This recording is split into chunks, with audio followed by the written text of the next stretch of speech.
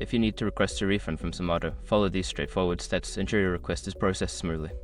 Step 1. Open the Zomato app or website. Launch the Zomato app on your mobile device or visit the Zomato website on your computer. Make sure you are logged into your account. Step 2. Go to your orders. Navigate to the orders section of the app or website.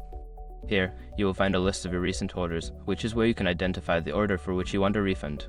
Step 3. Select the order. Find and select the specific order that you wish to request a refund for.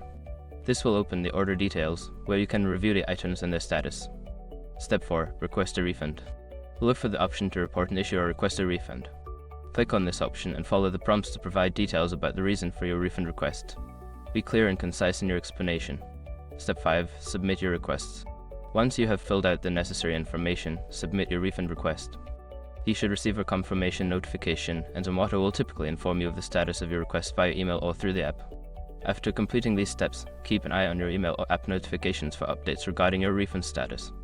If you have any further questions, you can reach out to Zomato's customer support for assistance.